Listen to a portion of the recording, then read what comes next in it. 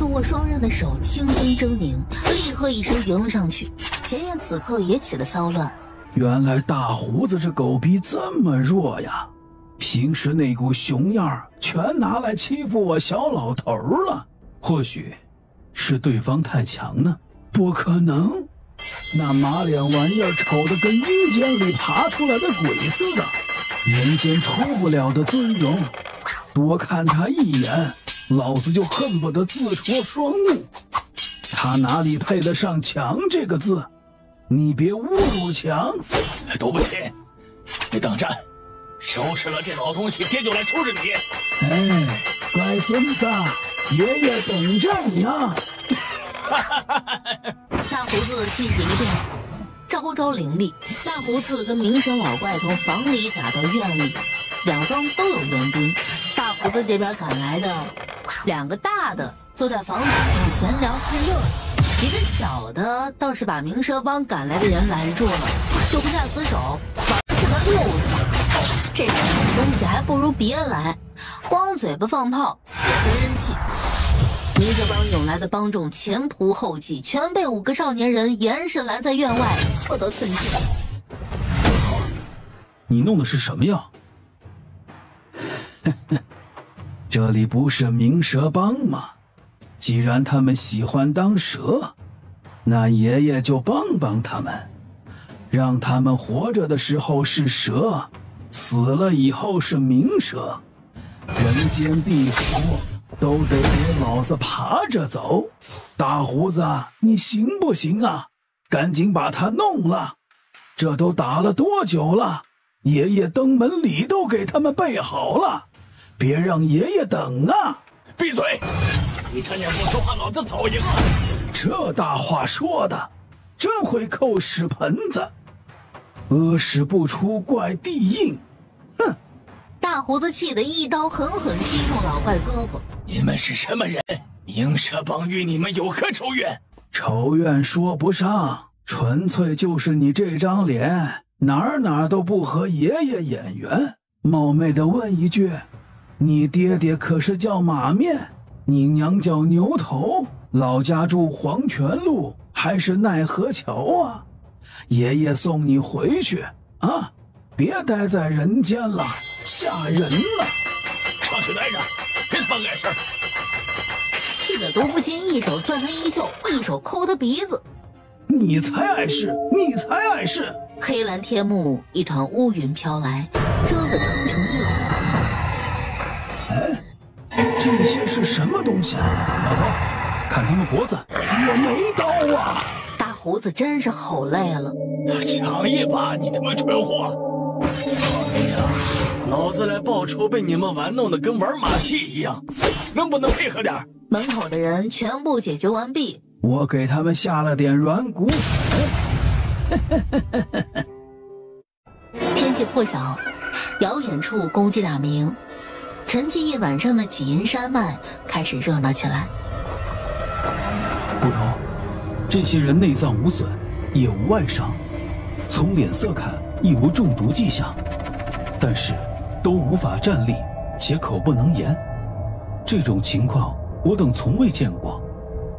后院有打斗过的痕迹，其中的一间房整面墙都是刑具，且全是使用过的，每个刑具上都有陈年血迹。铁钉板、夹棍、倒刺皮鞭、琵琶钩、烙铁、脑箍、吊索，这些刑具比我们衙门大牢用的还齐啊！这明蛇帮也不是什么好地方。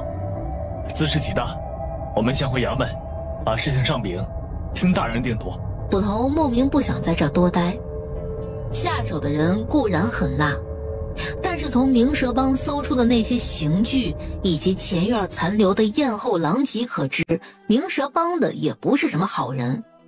来查探的官兵很快离开，走的时候并没有带走地上那些人形如蛇。百姓们看过热闹之后也紧脚走人了，不敢多留，忒吓人了。山外喧嚣尘上时，始作俑者一行已经摸到山脉深处，开始往幽山进发。变异的彩菇，天宝收！黑树脂，好东西。天宝，收。火蜈蚣，七星树蛙，现蛇。天宝，老头把他们都装袋了，收。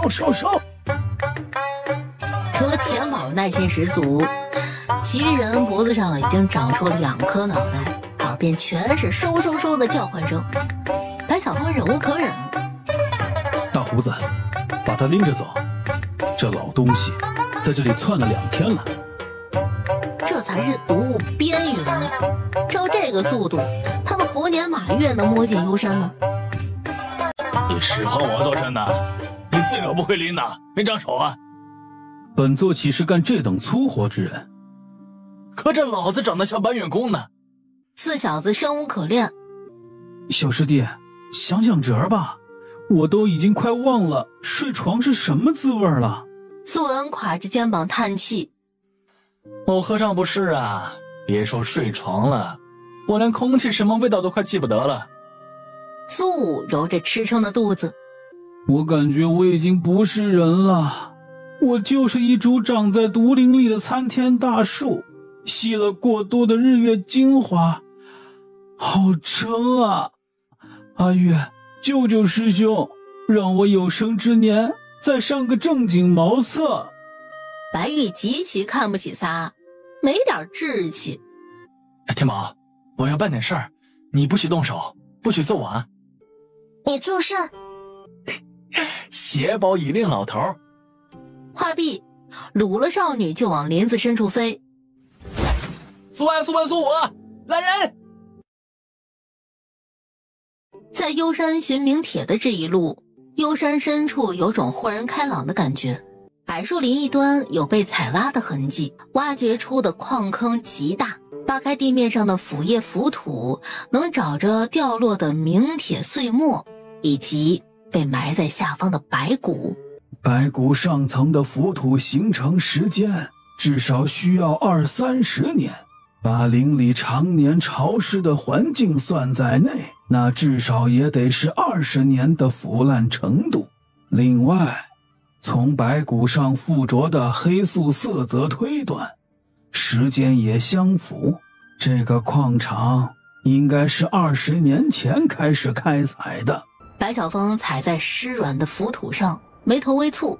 这也就是说，20年前就有人在使用奇门禁术炮制活死人，但是这么多年来，江湖上并未传出异样动静，背后的人在下一盘很大的棋，而动手的时机还未到。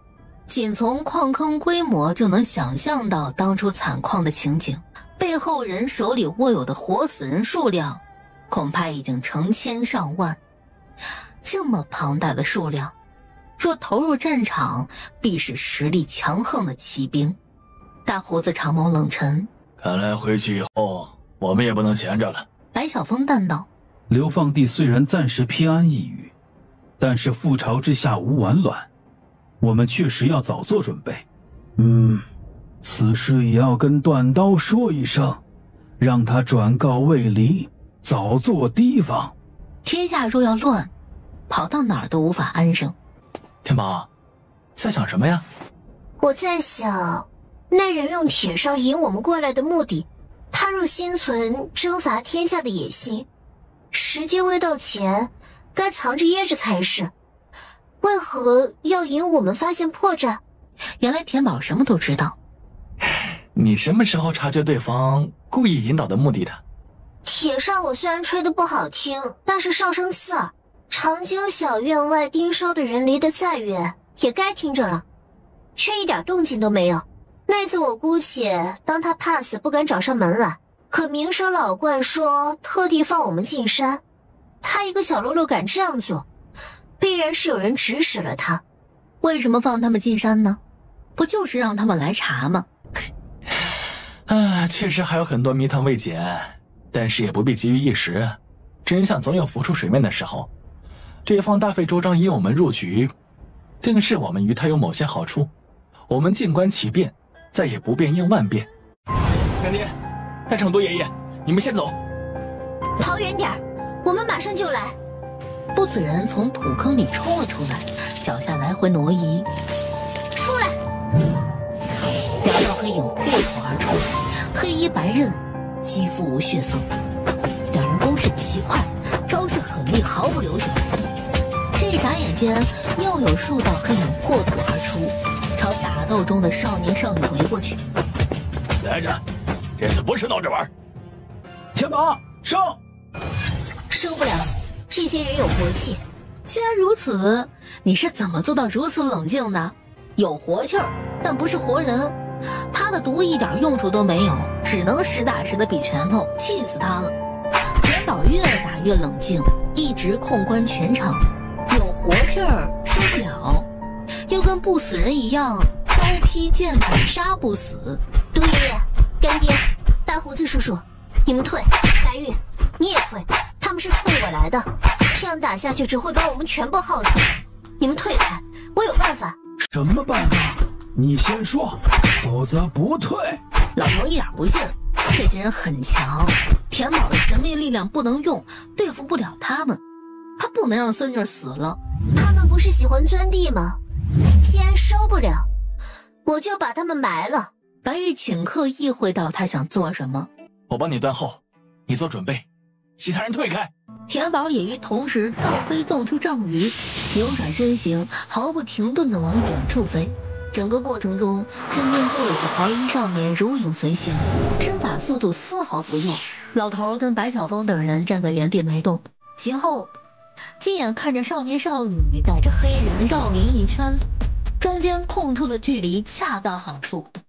而刚才的饭圈处凭空冒出一堆巨石，把矿坑填得严严实实，形成一口巨大的石锅。风正又回来了，把黑衣人诱到石锅里时，田宝回头挑眉，素手轻轻往下一滑，半空又现巨石，完整一块落下，石锅上盖，砰的一声，密不透风。打不死的黑人成了锅里带住的龟，被石头压得翻不了身。这不是寻常人能想出来的办法，只有田宝能想得出来，因为他能办得到。被迫旁观不能参与的几人，甭管是仨小子还是毒老头，就连大胡子跟白晓峰都短暂失利。总有一天，老头子要把背后的老狗挖出来，让他也尝尝当活死人的滋味儿。派出这么多东西出来，欺负咱一群老弱小，真是其行可恶，其心可诛。那个人肯定以为这一次万无一失了，可惜了呀！活死人跟活人之间，终究是差了个脑子。可惜了，收不了，要不然田宝把他们再给收了，咱收的越多，那人损失的也就越多。谁说收不了？直接收不行。把他们绑起来套麻袋，我可以把麻袋扔进仓库。老头的蛇虫鼠蚁，我不就是这样说的吗？田宝进入空间的时候，不死人正在种萝卜，8个黑人被他一脚一脚的往土坑里踩，毫无反抗之力。田宝看着种萝卜的某面无表情的脸，这肯定不是跟他学的。离开空间前，田宝看了眼玩得不亦乐乎的不死人，旁边8个萝卜坑，8个黑人立刻奋力爬出坑，涌到不死人面前，七手八脚小心翼翼地把他拉出坑。不死人眼珠子动了一下，8人又立刻乖乖爬回自己的坑，还把坑边的碎土往自个儿身上扒了2下，以便埋得更严实。在外面威风赫赫、无心无脑的杀手工具人，此刻在不死人面前竟乖顺的像是见了猫的老鼠。双方间似有一种天然的等级压制，某地避暑行宫，再有下次绝不轻饶。属下领罪。 8个都没回来，是跟空流岛上发生的事情一样，都是凭空消失。盯梢的人可有看清了？看清楚了，此次缠斗的时间长了不少，一切都如王爷所料，让魂兵保留一口活气，确实能对苏九尼那些神鬼手段造成障碍，只是作用不大，双方差距还是太悬殊了。侍卫将鹰眼报回来的消息详细复述了一遍。能造成障碍，就说明此法有用，有用便可行。接下来，只需要想办法将障碍加强。仅靠魂兵自然不可能完全制住苏九尼，他要的是魂兵拖延苏九尼脱身的时间，再攻其软肋，双管齐下。他的大计筹谋了20余载，不能因为一个苏九尼就踌躇不前。吩咐下去，继续调整改造魂兵之法，1年之内，本王需要一支1000人队伍。是。至于此事中几乎全部覆灭的鸣蛇帮，主仆2人谁都没提。能让他发现苏九尼神鬼手段背后的破绽，鸣蛇帮也算是物尽其用了。既然都出来了，事也办完了，咱们上哪去玩玩去啊？玩啥？游山玩水，铿锵扶弱。你们一个个脑子轴的，我最想玩的地方。天宝，你那个仓库不是能往里面扔活物吗？你把我扔进去玩玩。我自己都进不去。哥哥跟你不一样，你不能自个儿扔自个儿，你可以扔我呀。那8个不都进去了吗？那8个人即便是有口活气，也就是死人，怎能一概而论呢？更别拿自己跟蛇虫鼠蚁比，虫子没有头脑，你是长了脑子的，惜点命，别那么虎。其余人扶说闷笑。再过2日便是中秋了，离此地最近的府城苍梧，中秋有庙会，可以去那里玩玩。望血楼在苍梧有暗点，我也要去那里取消息。白小凤，你笑起来真不像好人，肚子里又藏了坏水了。刚活过来就要找死，老头子不打诳语，你笑着真不像好人。你不信，你问大胡子。笑不笑都不是好人，说什么像不像的，太绝了。坐在运船上往下看去，满河细碎金光。师姐，小师弟，躲了我半天了。哪有啊，我怎么可能躲师姐呢？天大的误会。你身手不错，不是误会了吧？白玉微笑跟头发一样开始发僵，脚步不着痕迹的往后退，心头叫苦不迭。果然是跑得了和尚跑不了庙啊。打一场。师姐你别这样啊，你天生神力，想要揍师弟还不是小意思吗？但是这是在船上，木质的船经不住神力啊，船要是散了咱全得下饺子。我有数。田宝才不受他忽悠呢，热完身轻身就朝少年扑去。白玉拔腿就跑。毒液救命啊，干爹救命啊，大胡子叔叔救命啊，酸，你们3个弃坑别挡路，救命啊！白玉，你个臭小子，合着哥仨不配你救是吧？别跑，小爷也来揍你。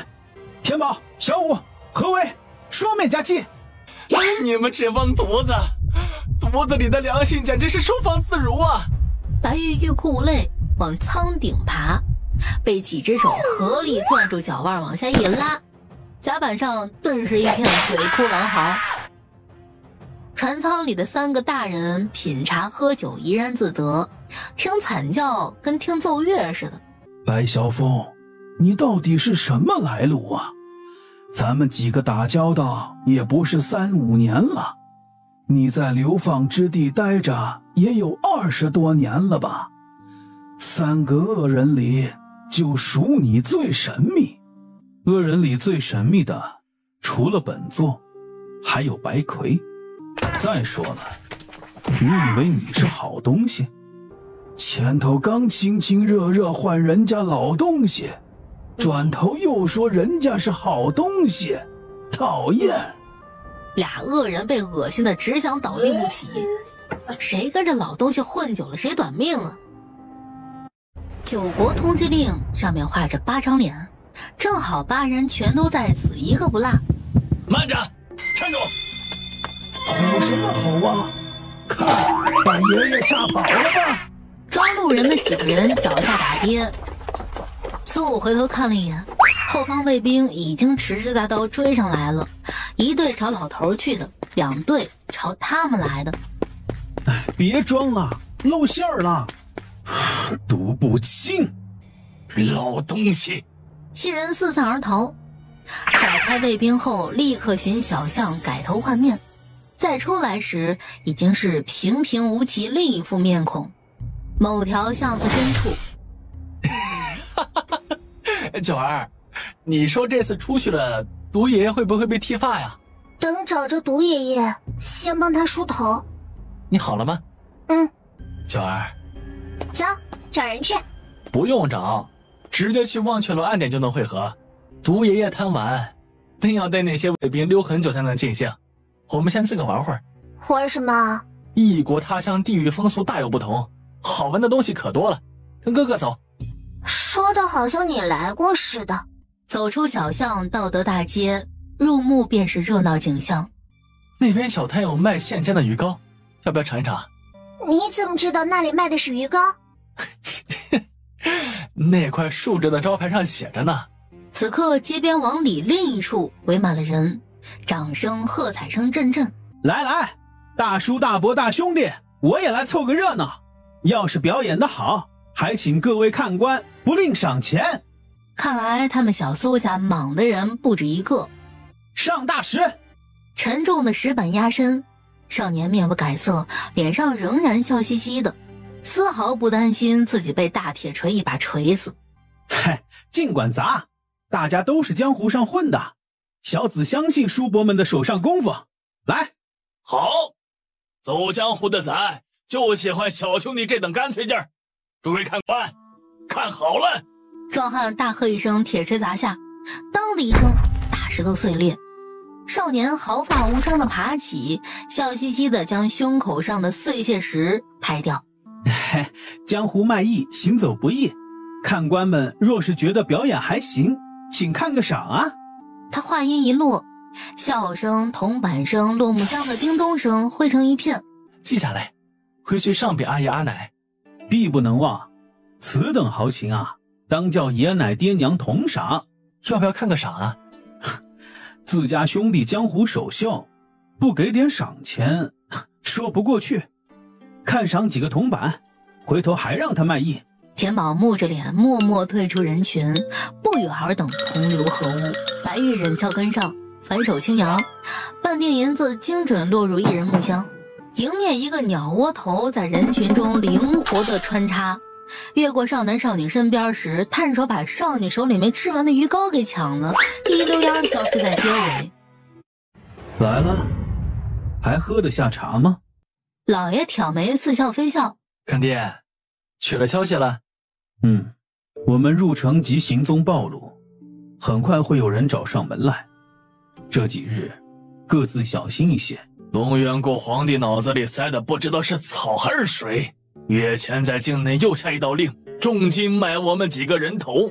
老子现在脑袋值1000两黄金，操！他半辈子头一回发现自己竟然如此值钱。那我脑袋定值2000黄金。闺女儿，别太看轻自己，你脑袋可值万金呢。龙元皇帝这么有钱？并不只是龙元，另外8个国家也出了价，皆是黄金10000两。换而言之，拿下你能得9万金，立马就能成为一方富豪了。九国对田宝的头喜欢的不得了。干爹，你脑袋多少钱？1500金。毒爷爷呢？2000金。本小子500银，苏安、苏文、苏武各100两银，这4个可以忽略不计。没人乐意为了区几百两银子来送死，但是1000两金、10000两金，愿意铤而走险的人可就多了。那些人属实是没什么眼光，我白小少爷就值区500两，谁定的价？少爷往他嘴里塞1000两。大胡子总算是遇上知心人了，大手拍拍少年肩头，狠狠骂了句经典3字经。中秋将至，庙会将起。自9国通缉令上的8人齐齐现身苍梧城的消息传出去之后，即刻有人不断的从各地奔来。这就是庙会啊，小摊争艳，杂耍争芳，果然热闹。最热闹的在后头。后头还有啥好戏啊？8金刚大战群雄，史无前例，以后常有，欢迎观赏。 3人4周，怡然自得穿梭在人群里，还有容颜俊美的文弱书生，背着个背篓畏畏缩缩的老头，不起眼的小厮书童，还有躺在角落脸上扣个帷帽鼾声震天的潦倒汉。人这么多，咱们也已经打扮得这么不起眼了，不容易被认出来吧？庙会完了，咱们就撤。咱兄弟仨就你光长个子不长脑子，没读万卷书也行万里路了，咋就没把你缺的脑子补上啊？苏文，小爷警告你，再咧咧，我要兄弟齐强啊！来啊，把你们的绝活都亮出来，争取身价翻个番。哥哥是看好你们的。呸，你250还差50呢，装什么深沉？在庙会另一端，弓箭手已经就位备战，射手统领站于高地隐蔽处，眼睛紧盯着庙场，目光锐利冰冷。统领，真的要动用弓箭手吗？庙会上聚集的几乎全是普通百姓，一旦弓箭齐发，他们根本没有地方可避啊！圣上有令，只要能缴上那几人，不惜代价，男子入场。那些人精通易容术，但是有些特征却是藏不了的。忘却了楼主白晓峰爱干净起熏香，就算易容也会把自己打扮得干净高雅。罗伯琴数十年与毒药为伍，身上有驱不散的草药味儿。12码头帮主面上蓄须，最容易辨认。朝着3个方向寻人，但凡有可疑人物，立刻发送信号。这些到手的信息他已经能倒背如流了，只要找出这几个人，不怕苏九泥不现身。整个庙会场地外围已经被官兵层层包围，数百弓箭手待命。白玉将目光不着痕迹地从某些人身上收回，偏头对身边少女笑道：九儿，前头就是城隍庙，逢年过节多有善男信女进庙上香祈福，要不要去求个好运啊？不求。虽说信则有，不信则无，但是给苏阿爷苏阿奶他们祈个福也是可以的，不灵验也不亏，万一灵验了，那不是赚了吗？你在打什么主意啊？这般劝他去城隍庙，不会真要祈福这么简单。白玉侧身避过前头嬉笑打闹的莽撞冲来的小童，视线在他们天真笑脸掠过，眸色柔软2分。田宝小时候就喜欢这么追着他打，这次就不牵扯这些无辜的人了。若能借此积点福，福气给到田宝，他愿田宝永远能这么恣意。少年吹起轻快的口哨：他们在这儿，小心戒备，别让他们跑了。哼，狗东西，竟然敢往本座身上绣！哦，这次是你露馅了，可别再怪到爷爷头上来啊！爷爷今儿是梳了头发的。哈哈哈哈！承蒙诸位看得起，来了这么多人，哈哈哈！庙里等你们。8大金刚战群狗，是狗就来！此番竟然要在菩萨面前大开杀戒啊！哦，罪过罪过！菩萨若要降罚，罚群狗，他们仗着有牙乱咬人呢。田宝揉揉耳朵，无声叹气。也不知道哥哥们什么时候养出的这习惯，打架之前总要先放几句话。狠角色打架从不废话，亮拳头就行了。比如他。场外肯定被重重包围了，想要把我们拿下，官府肯定会动用远程弓箭手。我逛摊子的时候留意了地形，城隍庙坐在庙会场地南角，后方是一片水松林，适合突围。知道老头在这儿，那些人肯定会带着各种避毒解毒的玩意儿。哼，老头要跟他们斗毒。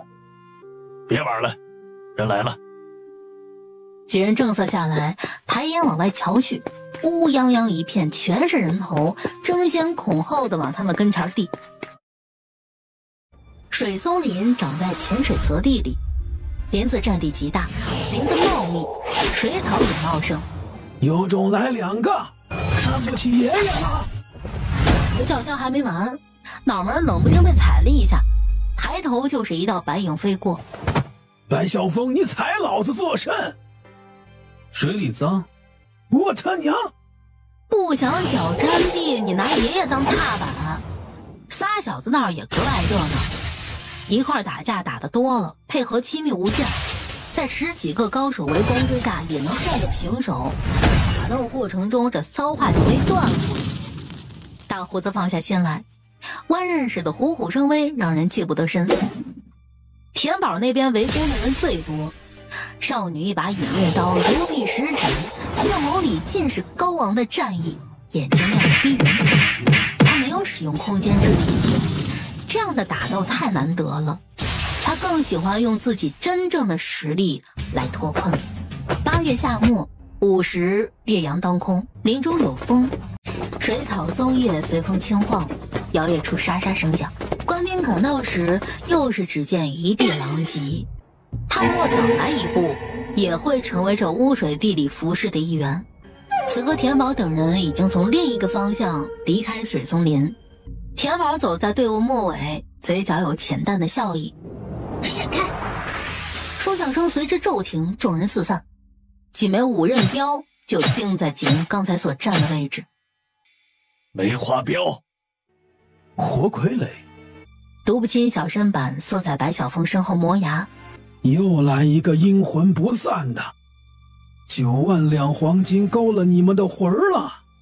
杜爷爷，活傀儡是半活人，不怕死，不被毒，但是他们两眼睛是雾。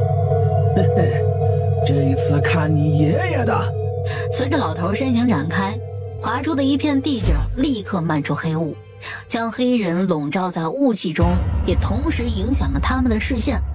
老头动手时，远处一缕笛音炸起，一直站在后方没动的田宝身影立刻消失原地，直袭笛音源头。这里我们能拦住。白玉、3小子，你们去帮田宝。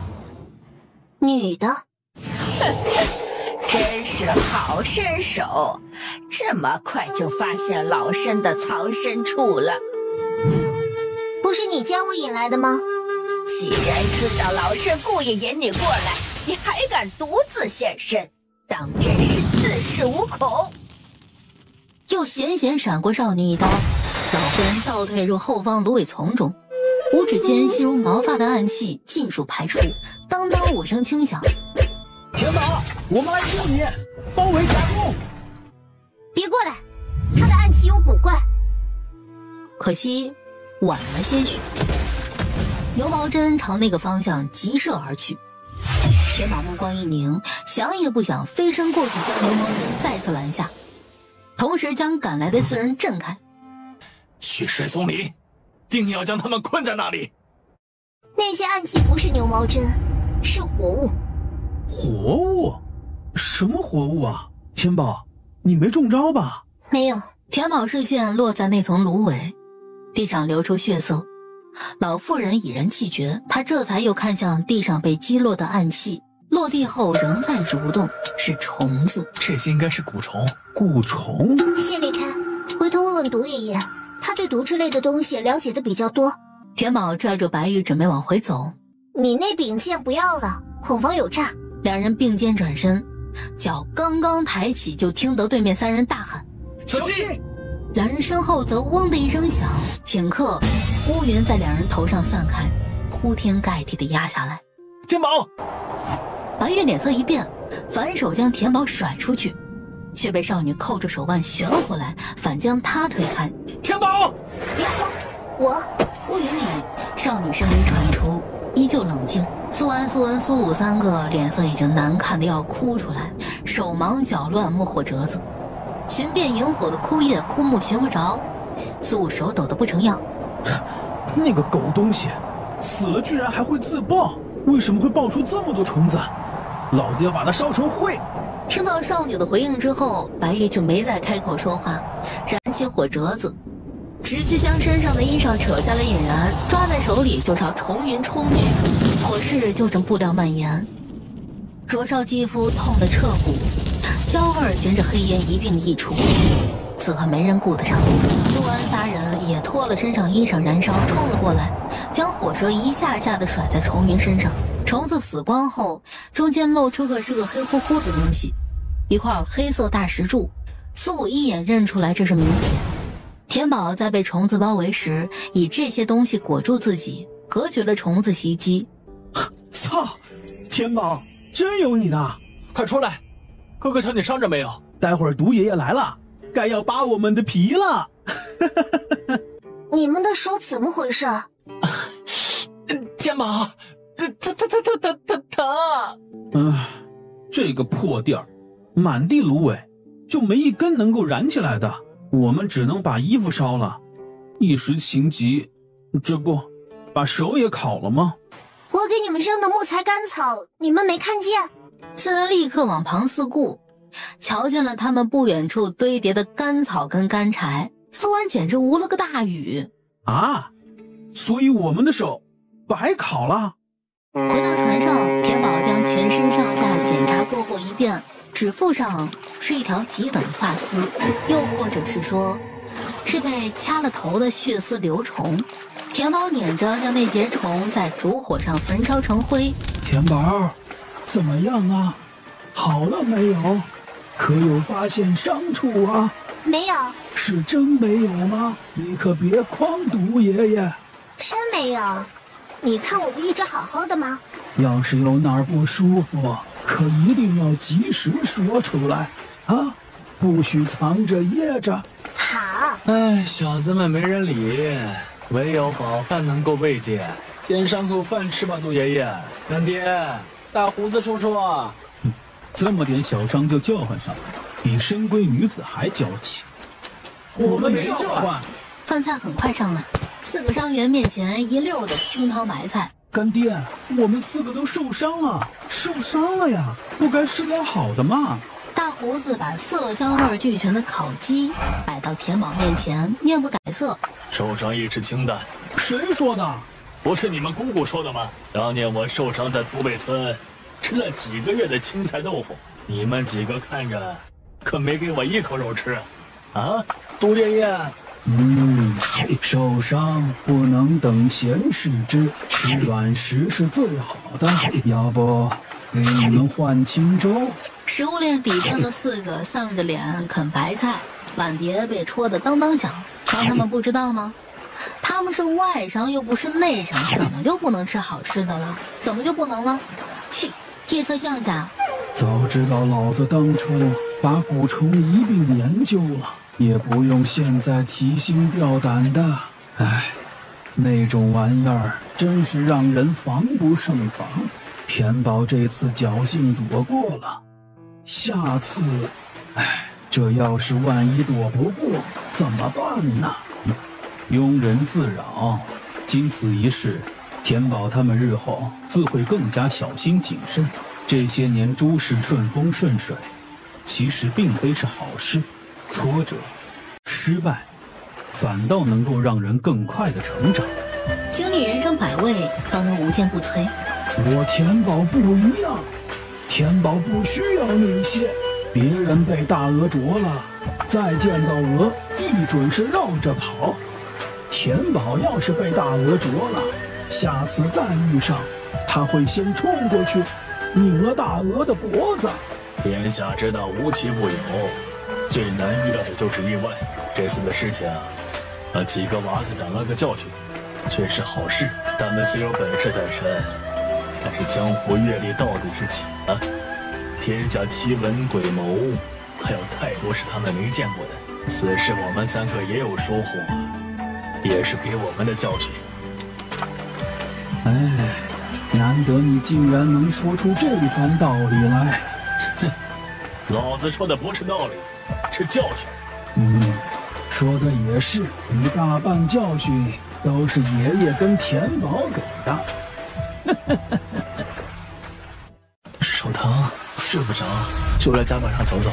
以后莫要如此莽撞，我有足够自保的能力，不用你们这样灼伤手来救我。灼伤了，如何？我会不开心啊。我也是。是吗？你受伤了，我们会不开心的。田宝动作顿住，抬头，杏眸定定地瞧着少年。你怎么知道的？你说真话被质疑的时候，脖子会往后仰，今天没有，绷着了。你在说谎，伤哪儿了？脖子后仰吗？他以后改。伤哪儿了？天宝，你告诉我，我跟你一起去寻解决医治的办法，好吗？天宝脑壳又疼了，他最受不了人来软的。小伤，没你想的那么严重。那条虫子被我掐2节了，身子伤了，头没找着。白羽心一下就凉了，绝对没有他们以为的那么简单。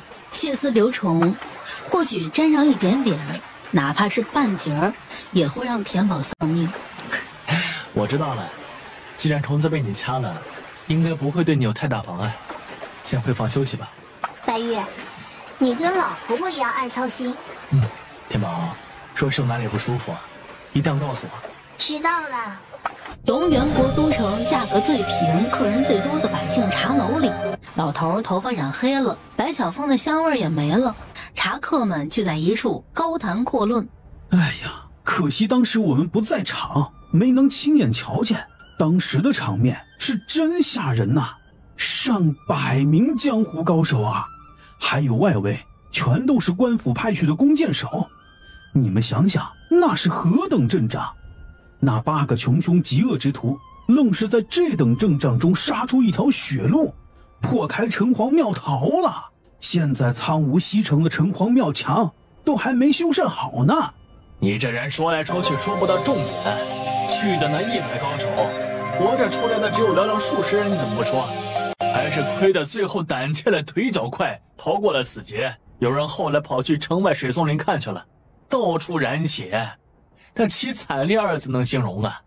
哎，9万两黄金呐，重金悬赏的告示，现在仍旧贴在城墙上，却是没人再敢去接榜了。哼，谁敢去接啊？不说有没有命花，先问问有没有命去赚吧。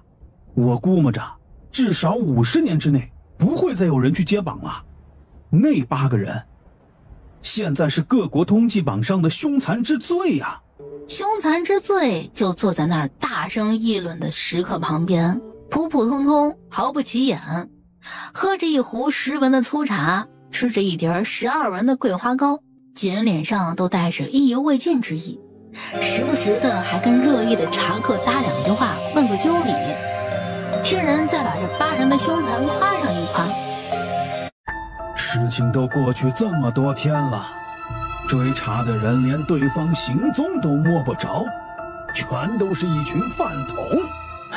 皇上息怒，苍梧城围剿聚集了那么多高手，苏九尼跟独步青、白晓峰一行便是再有能耐，经此一战也会生出忌惮。何况我龙源境内已经处处设防，想来他们是不敢轻易再露面的。这时候兴许已经逃到境外去了。逃到境外？那群人乃是胆大包天、恣意妄为之徒。你以为区区一次围剿就能吓到他们？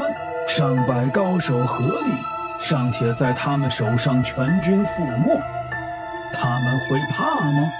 以那些人睚眦必报的性子，势必要来找朕复仇的。说不定他们现在已经在皇城了，而我们还枉然不知。龙颜大怒，太监哪敢上前说话呀？传话禁卫统领罗海，让他继续加派人手，务必守好宫中防线。另明日起，皇城各处码头也要加紧盘查，不能疏漏任何可疑船只。苍梧围剿失败的消息传来之后，他就日日无法安寝。太监领命退下之后，苏九尼等人是9国联手也难以一口啃掉的硬骨头。夜渐深，月西隐，便见皇宫方向火光冲天，皇宫走水了。皇上，皇上！大呼小叫作甚？王海呢？叫他速速进殿护驾。定是苏九尼，是他们来了，他们要来刺杀朕了。衣衫不整的帝王脸色苍白，满目慌乱，头上发髻消失不见，只剩下一截短短的发茬，他的头发被人割掉了。皇上坐在地上怒吼过后久久无声，其余人更不敢出声，整个寝殿死一般的寂静。龙源皇宫不过尔尔，皇帝项上人头盖之一文，留待他日。姑奶奶有兴致了，随时来迟。苏九你！汪海在少女说话时就立刻冲了出去，灰蒙天色下，寻不到少女半点踪影。皇上，皇上，内库府烧光了！获悉后，奴才探查清点，什么都没留下。库房里的东西并非是被烧毁，奴才猜测，起火之前，东西就已经全数被偷了。皇上明鉴。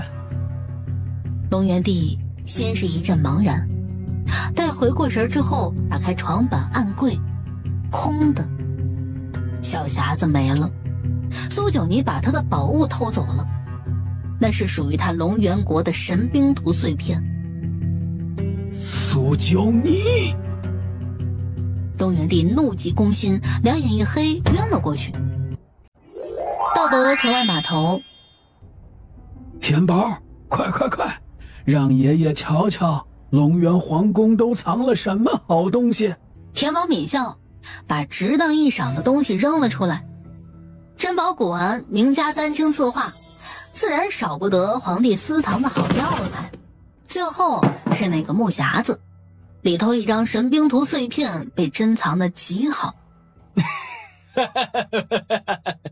这东西丢了，龙源皇帝怕是比丢了一个内库府藏还要心疼。